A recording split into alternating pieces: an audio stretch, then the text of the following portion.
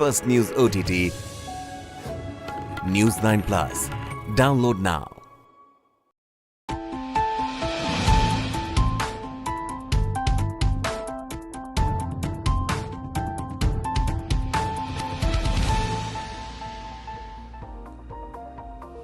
Hello and welcome. You are watching World Business Report here on News 9 Live. I am Krishna Kumar.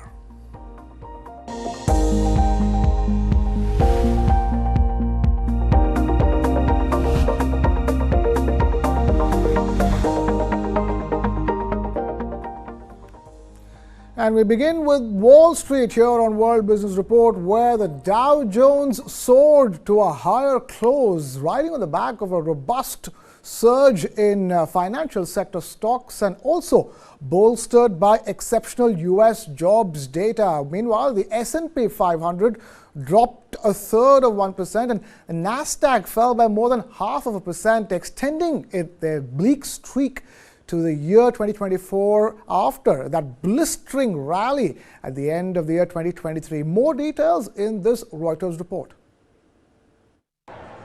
The Dow Jones Industrial average inched higher Thursday, helped by a solid performance from financial stocks and strong jobs data. Shares of Dow component JPMorgan Chase got a lift from positive comments from a Bank of America analyst, while a report showed private sector hiring rose more than expected in December. But even that good news was only just enough to keep the Dow in positive territory, finishing up just 0.03%. The same wasn't true of the other major indexes. The S&P 500 dropped 1/3%, and the NASDAQ fell more than 0.5%, extending its bleak start to the year following a blistering rally to end 2023. Bets that the Federal Reserve could start reducing rates this year had driven much of the gains toward the end of last year, though the latest minutes from the central bank's December policy meeting did not offer many clues on when the easing might begin. Investors remained cautious on Thursday, and a tick-up in yields on 10-year treasuries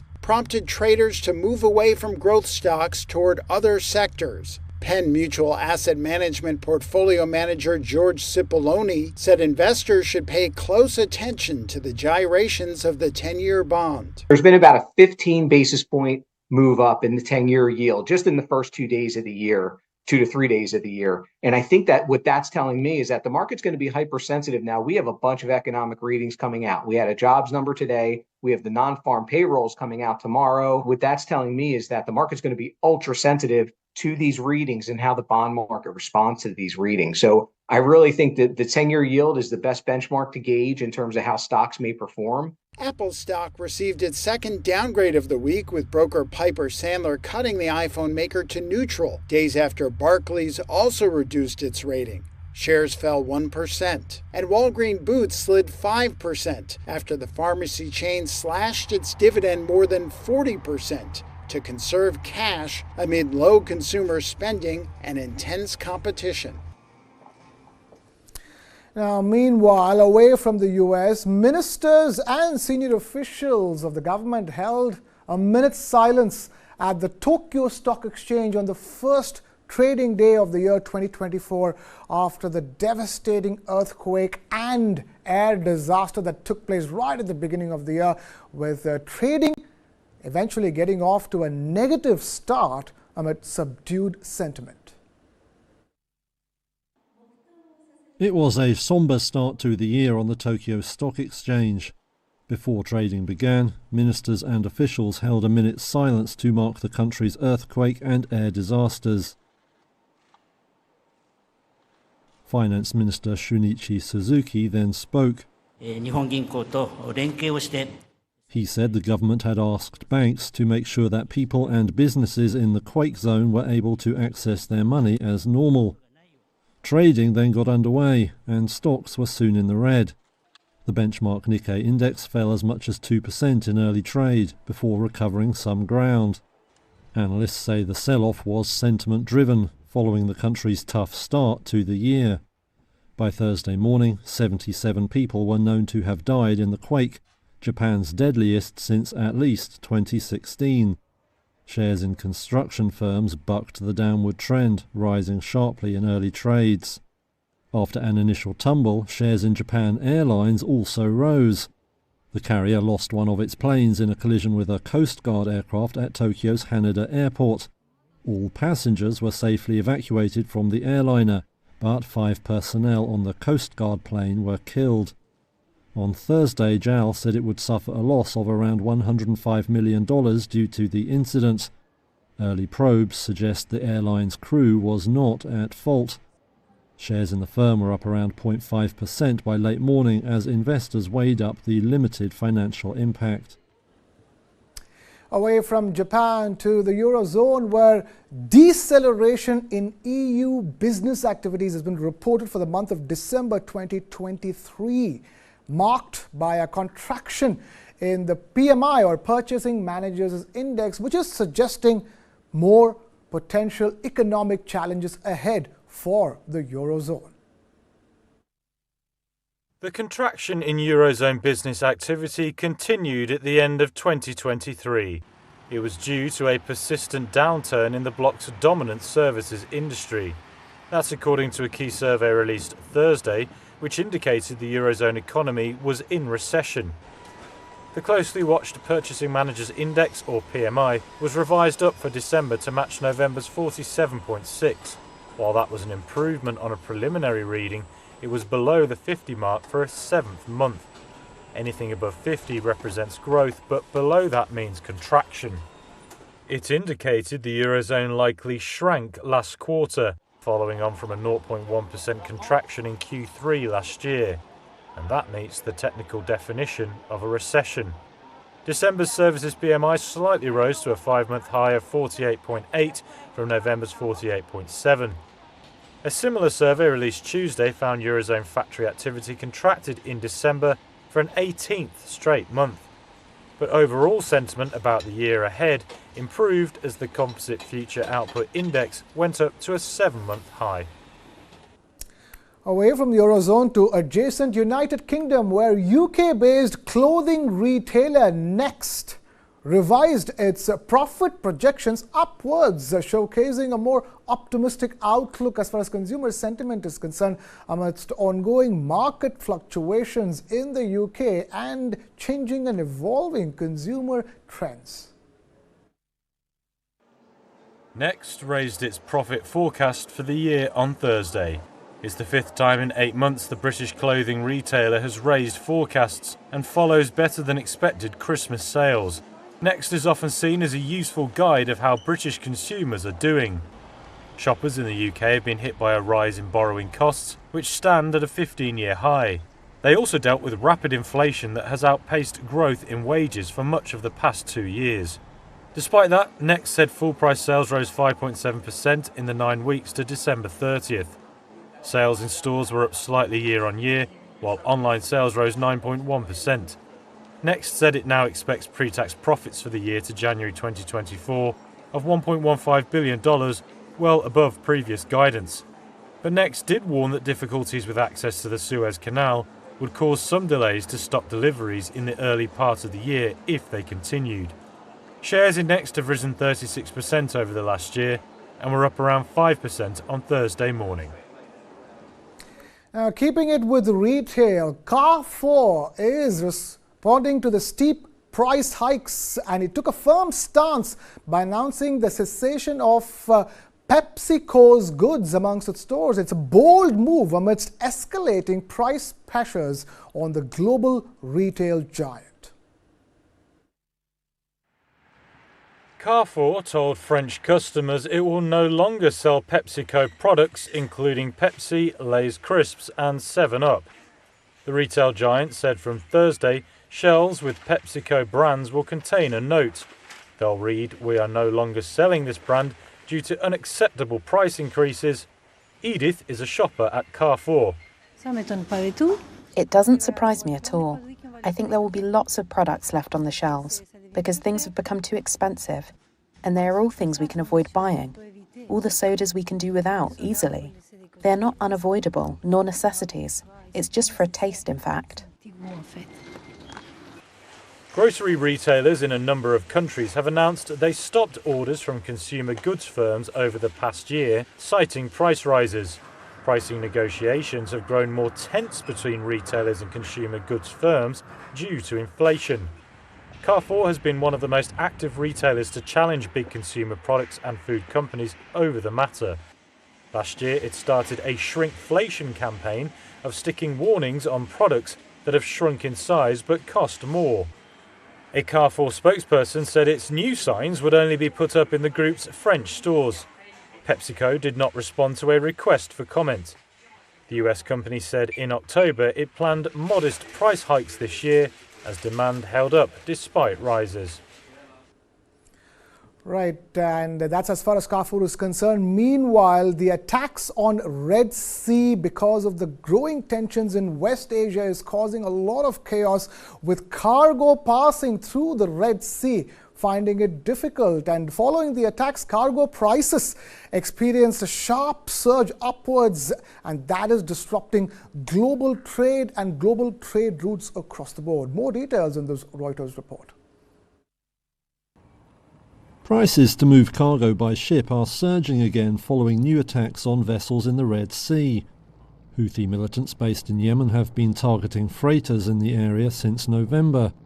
They say it's a show of support for Palestinian Islamist group Hamas in its conflict with Israel. Recent days saw a fresh missile attack and the attempted hijacking of a ship operated by cargo giant Maersk. That has forced firms to suspend plans to restart routing vessels through the area. Instead, many ships are sailing around the southern tip of Africa, a much longer voyage that dramatically increases costs. Asia to North Europe freight rates more than doubled this week as a result. Washington has been trying to assemble a multinational naval task force to combat the problem, but with limited results. On Wednesday, US Ambassador to the United Nations Chris Lu renewed calls for joint action, and he singled out one country for much of the blame.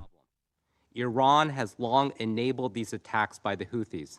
Beyond Iran's long-standing provision of financing to aid such Houthi operations, since 2015 it has transferred advanced weapons systems to the Houthis, including unmanned aerial systems, land attack cruise missiles, and ballistic missiles used in attacks against maritime vessels. As much as 1/3 of all global container traffic flows through the Red Sea to or from the Suez Canal. The attacks threaten to delay deliveries for major retailers like IKEA and Walmart. And the soaring costs could soon mean higher prices for consumers too. Freight rates from Asia to the US have been less affected, however. That's because some cargo destined for the US East Coast can be sent straight across the Pacific to the West Coast instead. Away from that, Ukraine's cyber spy chief has issued a stark warning. Russian hackers infiltrated Kyivstar's telecom system for months, and that has sounded an alarm for the entire Western world. More details on this major cyber attack in this Reuters report. Take a look. Russian hackers were inside Ukraine's telecoms giant Kyivstar for months last year, and when they attacked on December 12th, they knocked the operator completely offline and affected some 24 million users for days. Cyber chief for the security service of Ukraine, Ilya Vichuk, spoke to Reuters exclusively. He revealed fresh details from the agency's probe into the most dramatic hack since Russia's full-scale assault on Ukraine. This attack is a big message, a big warning, not only to Ukraine, but for the whole world, for the whole Western world, to understand that no one is actually untouchable. Kyivstar, in fact, it's a private company. It's a big company, it's a wealthy company, and they invest a lot in their cybersecurity. During its investigation, the SBU found the hackers probably attempted to penetrate Kyivstar in March or earlier. We can say securely that they were in the system at least since May 2023. I cannot say right now since what time they had this full access, probably at least since November. The destruction at Kyivstar began while the Ukrainian president was in Washington to press for more military aid. Ukrainians rushed to buy other SIM cards because of the attack. ATMs using Kyivstar cards for the internet ceased to work. But there were other more serious issues. biggest problem was in some regions, air raid alerts weren't actually functioning properly. So when you cannot call the ambulance, etc. So of course it caused very, very big panic here in Ukraine. Vichuk said he was pretty sure a Russian cyber warfare unit, Sandworm, carried out the attack. They identified the unit from earlier unreported attacks on other Ukrainian telecoms operators and bodies. Luckily, we, Security Service of Ukraine, we could act proactively because we were inside of enemy's system and we saw that they are inside. So we just came to this telecom operator, inspected it, and found them.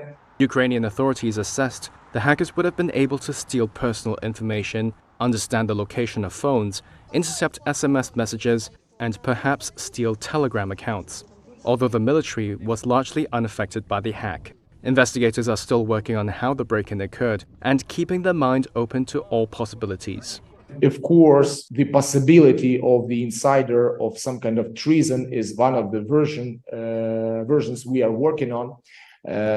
But for now, as there are no one accused, I won't make this information public. Samples of the malware used to penetrate Kyivstar have been recovered and are being analyzed. Vichuk added that the SBU had thwarted over 4,500 major cyber attacks on Ukrainian governmental bodies and critical infrastructure last year. We will be taking a very short breather here on World Business Report. We'll be back with lots more stories on the other side. Don't go anywhere. Keep it with News 9 Live. Ram's Ayodhya rebuilt.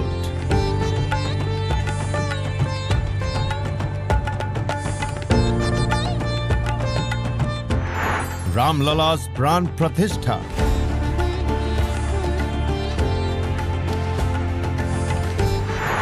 Countdown to January 22nd.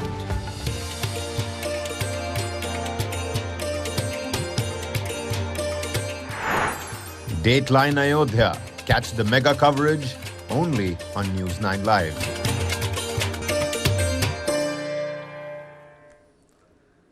Time now for an important breakthrough in the world of science and semiconductors, where researchers celebrated a breakthrough in the development of a functional graphene semiconductor, and that is heralding immense potential for technological advancements across industries, because as far as we know, semiconductors is the foundation of many industries in today's day and age. Take a look at this report.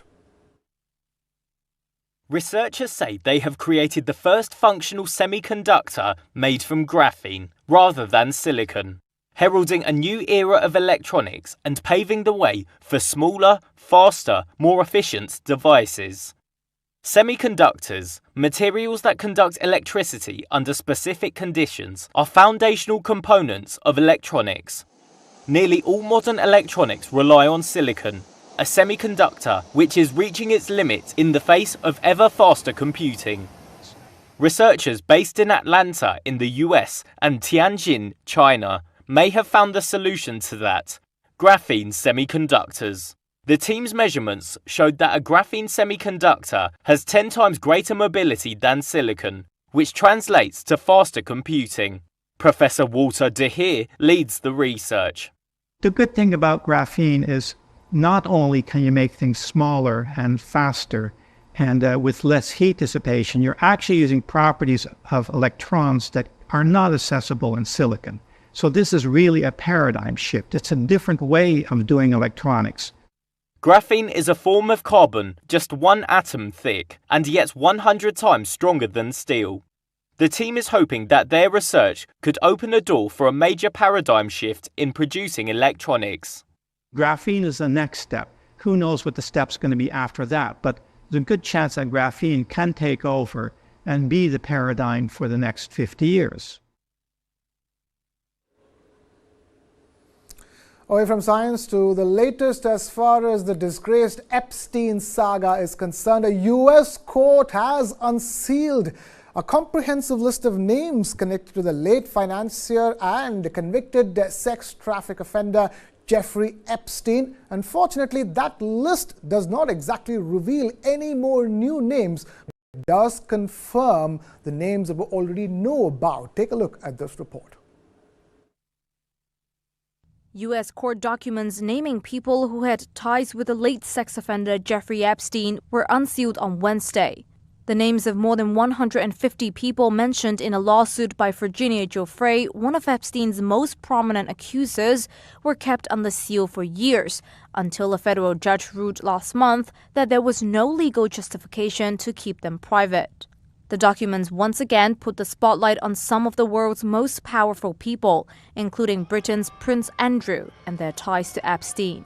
The documents include extracts of a deposition by one of Epstein's accusers, who alleges the Duke of York put his hand on her breast when posing for a photo in 2001 at Epstein's Manhattan townhouse. The photo allegedly included a puppet that said Prince Andrew on it. The incident has been previously reported by other media outlets, and Andrew has denied it. He has been stripped of most of his royal titles due to his association with Epstein, and in 2022 settled a civil lawsuit with Giuffre. He could not immediately be reached for comment. Epstein took his own life in 2019 while awaiting trial on federal sex trafficking charges. Giuffre's lawyer Sigrid McCauley said some questions about who enabled Epstein remained unanswered, but that the release of the documents, quote, gets us closer to that goal. More documents are expected to be unsealed or unredacted in the coming days. Well, we wonder what will happen in those more documents that are going to be unsealed. But for now, we should focus to a story which I'm sure you came across on your social media feeds. It's a shocking incident that unfolded in a Las Vegas courtroom where a felon launched a violent attack on a judge during a sentencing session.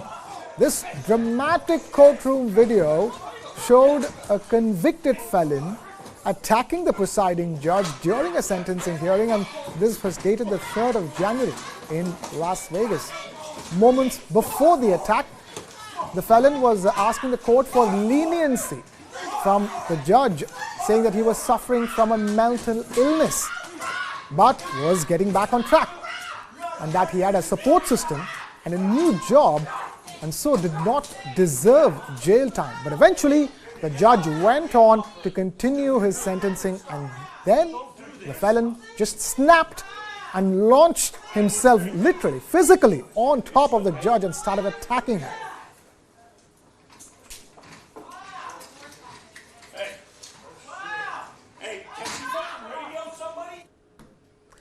And now shifting focus away from that to another dramatic story that we all saw on our social media feeds, and that is the abdication of the throne by the Queen of Denmark on live TV. Denmark is bidding farewell to Queen Margaret as she embarks on her final ride as the monarch, marking the end of an era in the country's royal history.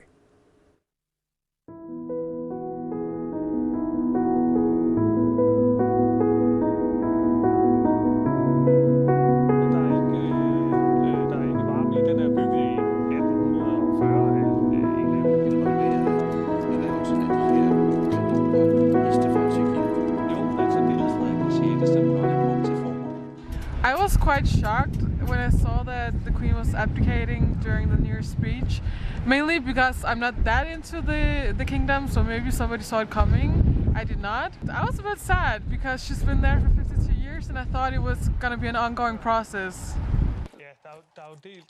She has been a stable figure. She has been a kind of big mother for all of us. She has been clever and inspiring. Shifting focus to the world of entertainment and in particular music, where anticipation is growing among fans as the release date approaches for a new BTS comic book, promising an exciting addition to the K-pop sensation's multimedia universe. Take a look.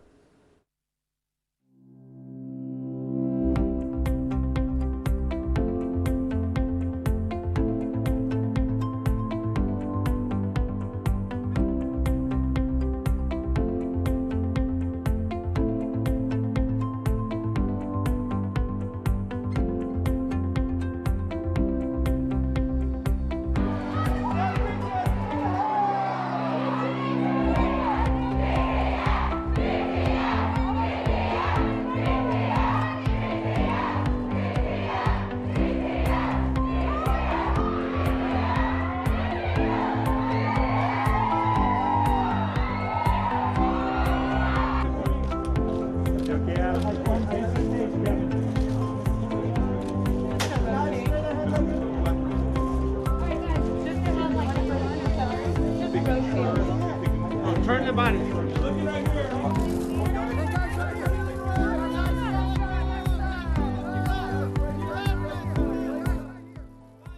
Keeping it to the world of music, but taking our attention away from K-pop and BTS to Elvis Presley, where Elvis Presley enthusiasts are awaiting his virtual reality comeback, an immersive experience that brings the iconic entertainer back to life for a new generation.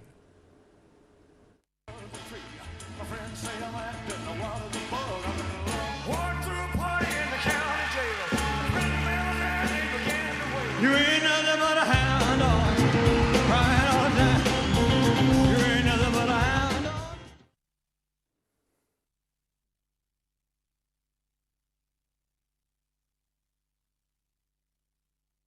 So the visitor will come to a central London location, and then they will go on a journey through Elvis's life, and that will be brought to life through theatre, so large intricate sets, actors, but then a lot of technology, so augmented reality, projection mapping, binaural sound, and then the experience itself ends with an incredible AI-generated performance by Elvis. You'll see Elvis perform in front of you for the very first time in London, actually, and you'll see this unique performance generated by AI.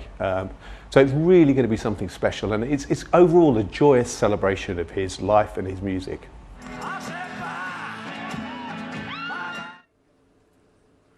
So the king is back. Long live the king. And I'm afraid with that, we've completely run out of time here on this edition of World Business Report. Thank you so much for watching.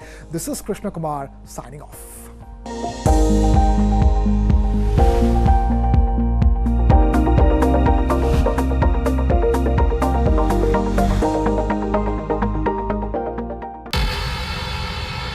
Pakistani spy agency ISI's sinister plan